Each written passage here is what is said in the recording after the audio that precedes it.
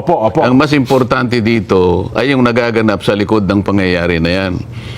Bago sampahan si Senador Jinggoy ng kahit anong mga kaso, grab, plunder at kung ano-ano pa.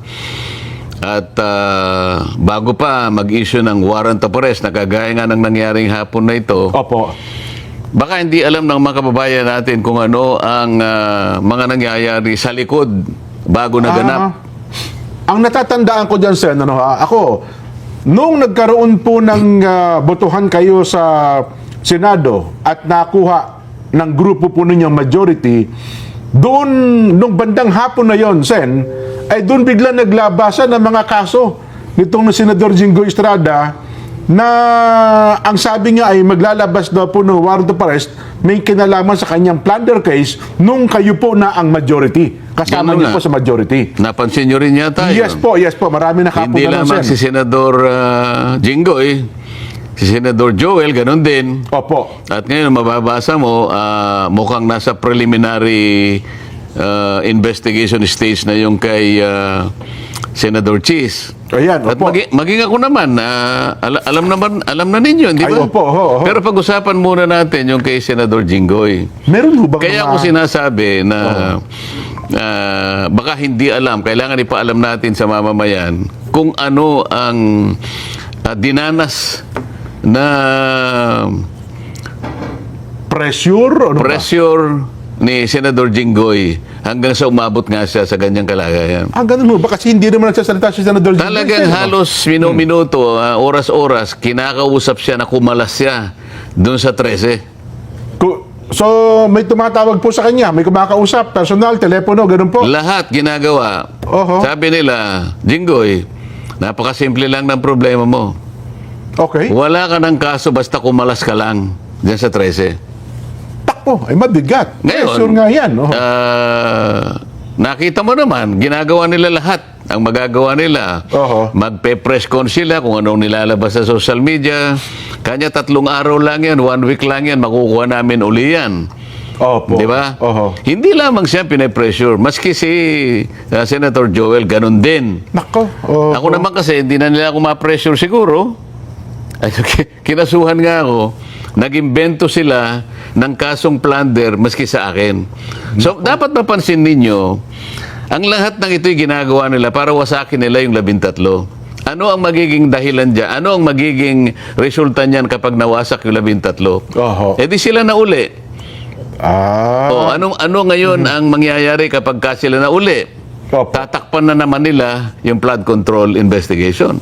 Nako, na Blue Ribbon Doon lang tayo Committee. napupunta rito eh. Oho. Doon lang tayo napupunta rito. So, ang lunduban ng lahat ng ito, Sen, no? Ausapin ng flood control kasi mukhang natatakot silang may mabulgar o mabuyangyang sa likod nitong flood control issue na ito, flood control scandal. Hindi mo pa ba nakikita? Parang doon nga po ang puntirya. Pero teka lang, bakit? Ayaw nila na magpatuloy yun. Oho. Ang isang pinakamabuting paraan para sa ganon ay hindi na matuloy yun, kinakailangan sila ang mayorya. Maagaw sa inyo. Eh ngayon, nagsisimula pa lang kami, di ba? Organization pa lang. Opo. Papunta pa lang kami. Palagay ko sa Lunes, baka mag-announce na si SP Alan. Opo. Magtawag na siya ng schedule ng Blue Ribbon.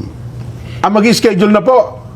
Baka Lunes mag-schedule siya. Ayan, naku. Kasi alam mo, kinakailangan niya mag-schedule kasi hindi naman kagad nagagawa yun dahil sa kinakailangan naming masatisfy yung notice. 3 araw ang notice kasi, Jen. Tama po. Bago makapagpatawag. So, alimbawa, gusto niyang magpatawag ng Webes o ng Dapat Biyernes. Monday pa lang. Monday, ilabas ilabas na yung mga notices. Kung At sino-sino. pagkatapos, ino-notify lahat yung inaakala niya na dapat ay maimbita at sila ngayon ang humarap sa pagkakataong ito sa pagpapatuloy ng investigasyon. Oho. Nako, balikan ko lang sa yung kay Senator Jinggoy. Kaya pala nung kayo nang maging majority, parang may lumabas sa social media, ang pinapipili daw prinsipyo o plunder.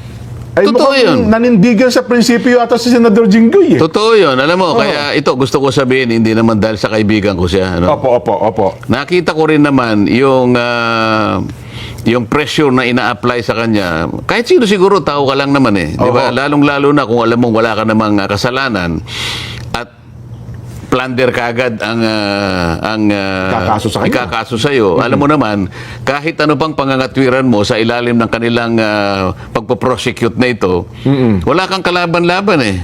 Opo. Wala kang kalaban-laban. Kapag pinail nila sa Sandigan Bayan, arestado ka kaagad, kulong ka kaagad, ganun kasimple. Ang mangyayari ron, nahiwalay nila sa amin, hindi siya makakapag-attend ng hearing, Opo. o yung mayorya, malulusaw nila. Yun ang kanilang yun ang kanilang pinupuntahan. Ngayon, pag-isipan po ninyo kayong mga kababayang nakikinig. Talaga bang interesado sila na i-prosecute si Senador Jinggoy? O interesado lang silang maibalik yung mayorya sa kanila? Kasi kung talagang may kasalanan yung tao, ba't kinakailangan mong gipitin? Ba't kinakailangan siyang umalis? Oho. At sasabihin mo sa kanya, para hindi ka na mahirapan. Ikaw naman, ilang beses ka na namin kinukumbinsi. Kumalas ka lang sa kanila, wala ka ng kaso.